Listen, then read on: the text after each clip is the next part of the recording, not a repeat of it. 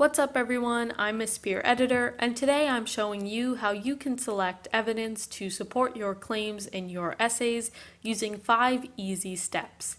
Before we jump in, be sure to subscribe to my channel and check out my Medium, TikTok, and Instagram pages with my handle at Miss Peer Editor for more helpful content. There are 3 categories of essays that we're going to focus on today. The types of evidence that you will select will depend on the category your essay falls under. Literary analysis essays include in-depth analyses of prose, including fiction and nonfiction, poetry, rhetoric, and drama.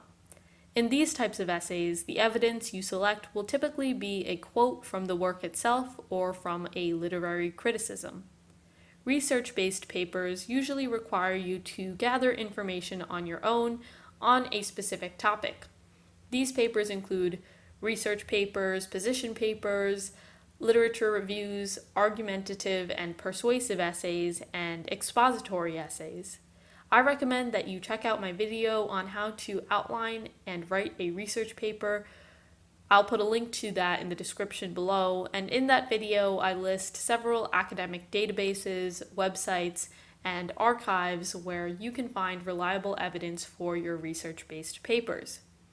Lastly, we have document-based papers in which you're presented with one or more documents and you have to develop an argument based on those documents. Those documents could be articles, opinion pieces, graphs, charts, cartoons, or anything else. Document-based papers include document-based questions, or DBQs, such as the one that you'll find on the AP US History exam, synthesis essays like the one on the AP English Language exam, and reaction or response papers. For these 3 categories, we're going to follow the same 5 steps to find evidence to support our arguments or claims. First, you have to ask yourself, what claim or statement am I trying to support? Then, whose perspective is relevant to that claim or statement? Where does this perspective appear? What is the literal meaning and what is the subtext or the hidden meaning? And how do the literal meaning and subtext relate back to the original claim or statement? Now let's put these 5 steps into practice using real examples.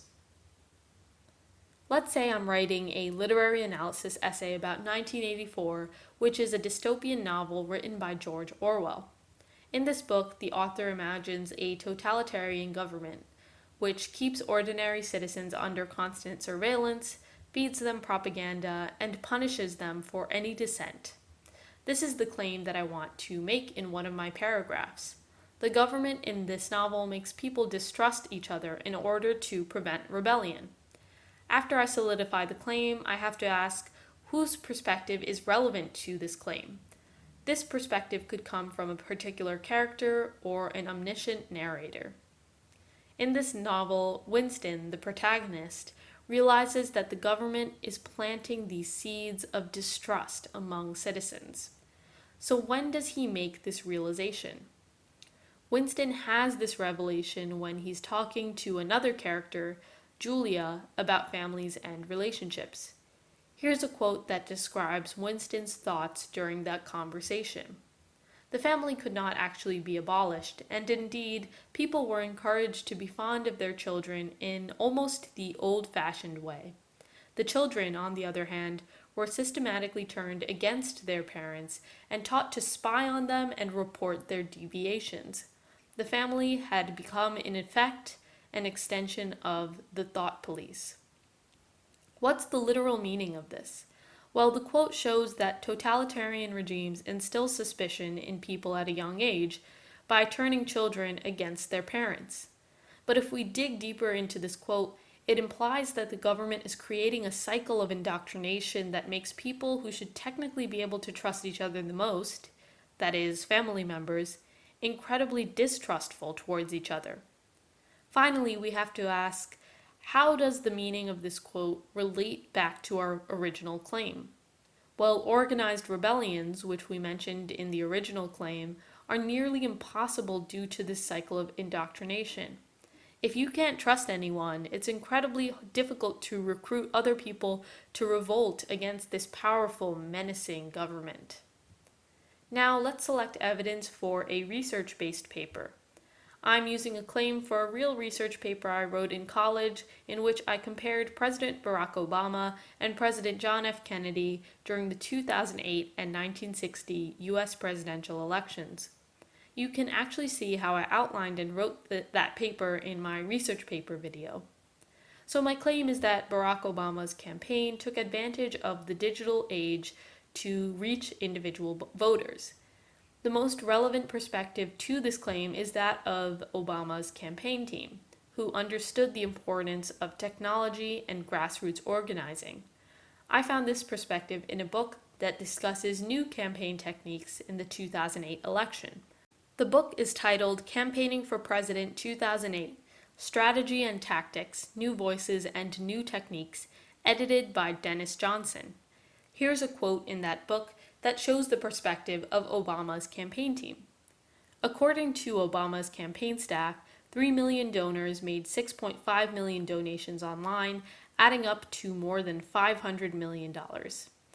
The average Obama online donation was $80, and the average donor gave more than once. What can we deduce from this quote? Well, the statistics show that a large chunk of online campaign donations came from ordinary people or everyday voters who weren't representing corporations or interest groups. Tying this back to the original claim, these statistics on online donations prove that websites, social media, and other technological avenues have empowered individual voters to have more of an impact in elections. Lastly, let's practice selecting evidence for a document-based paper. We're going to use the actual AP English Language Q2 or synthesis essay prompt from the 2021 exam released by the College Board. The prompt asks us to write an essay that synthesizes material from at least 3 of the sources and develops your position on the place, if any, of handwriting instruction in today's schools. I'll put a link in the description to the full prompt, which includes the sources. Instead of going through the 5 steps as we did earlier, we're going to see if we can think a little more quickly to gather our evidence. Let's say we're writing an essay in which we're arguing that handwriting instruction is valuable in schools, and the topic of one of our body paragraphs connects handwriting to skills that are necessary for success in education and the workforce. Our claim is that practicing handwriting enhances literacy, which allows students to process and analyze information. To find supporting evidence, we need to find the perspective of someone who agrees with our argument or who sees handwriting instruction as valuable. This excerpt from a source titled The Handwriting Debate says the following: handwriting is a foundational skill that can influence students' reading, writing, language use, and critical thinking.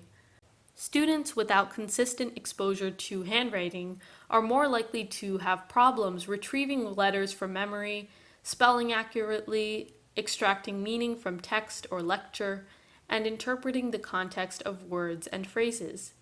This quote explains that students without exposure to handwriting have a more difficult time with interpretation, spelling, and other skills related to literacy, implying that students with exposure to handwriting might be more proficient in these areas.